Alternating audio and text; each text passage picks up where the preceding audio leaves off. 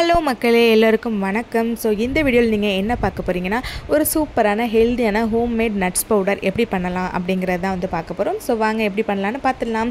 So first பார்த்திங்கன்னா nuts பவுடருக்காக ஒரு cup வந்து பாதாம் எடுத்திருக்கேன், அப்புறம் கொஞ்சமாக வந்து முந்திரி எடுத்திருக்கேன், அப்புறம் கொஞ்சமாக வந்து பொட்டுக்கல் எடுத்திருக்கேன், அதுக்கப்புறம் பிஸ்தா எடுத்திருக்கேன், அப்புறம் ஏலக்காய் வாசனைக்காக எடுத்திருக்கேன்.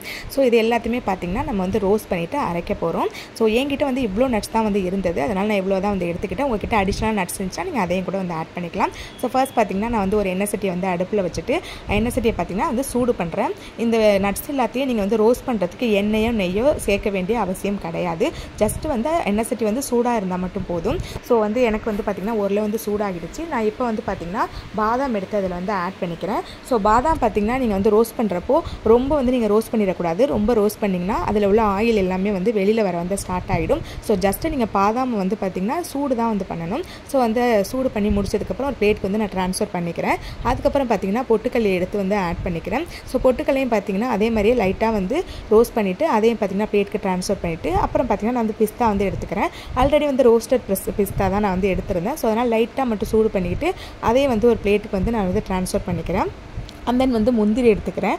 முந்திரியுமே பார்த்திங்கன்னா ரோஸ்டட் முந்திரி தான் வந்து நான் எடுத்திருந்தேன். ஸோ அதையும் பார்த்திங்கன்னா லைட்டாக மட்டும் சூடு காட்டிட்டு அதையும் பார்த்திங்கன்னா பிளேட்டில் வந்து ட்ரான்ஸ்ஃபர் பண்ணிட்டேன். ஸோ எல்லாமே பார்த்திங்கன்னா வந்து பிளேட்டில் நான் வந்து வச்சுட்டேன். இப்போ இது எல்லாத்தையுமே பார்த்திங்கன்னா ரொம்ப வந்து சூடாக இருக்குது. ஸோ சூடு ஆறி முடிச்சதுக்கப்புறம் ஒரு மிக்ஸி ஜாரில் இதை மாற்றிக்கலாம். ஸோ மாற்றி முடிச்சதுக்கப்புறம் பார்த்திங்கன்னா நம்ம வச்சுருந்தோம் இல்லை ஏலக்காய், ஸோ அந்த ஏலக்காவையும் இதில் வந்து ஆட் பண்ணிவிட்டு அரைச்சி எடுத்துகிட்டு வந்தால் நம்ம நட்ஸ் பவுடர் ரெடி.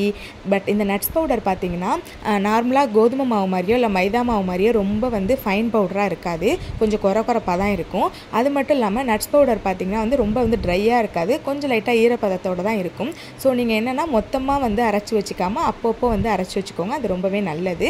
ஸோ இந்த நட்ஸ் பவுடரை பார்த்திங்கன்னா கஞ்சி செய்யும்போது, அதாவது ராகி கஞ்சியோ சத்து மாவு கஞ்சியோ இல்லை ஏதோ ஒரு கஞ்சி செய்யும்போது அதில் ஒரு ஸ்பூன் வந்து நட்ஸ் பவுடர் வந்து ஆட் பண்ணி அதை வந்து குழந்தைங்களுக்கும் குடிக்கலாம், பெரியவங்களும் வந்து குடிக்கலாம். அது மட்டும் இல்லாமல் இந்த நட்ஸ் பவுடரில் வந்து கொஞ்சமாக நீங்கள் நெய் விட்டு லட்டு மாதிரி பிடிச்சி கூட நீங்கள் வந்து குடிக்கலாம். ரொம்பவே வந்து ஹெல்த்தியான ஒன்று தான். ஸோ இந்த வீடியோ உங்களுக்கு பிடிச்சிருந்துச்சுன்னா மறக்காமல் சேனலை சப்ஸ்கிரைப் பண்ணி வச்சுக்கோங்க. இன்னொரு சூப்பரான ரெசிபியோட உங்களை நான் அடுத்த வீடியோவில் வந்து பார்க்குறேன். பாய்.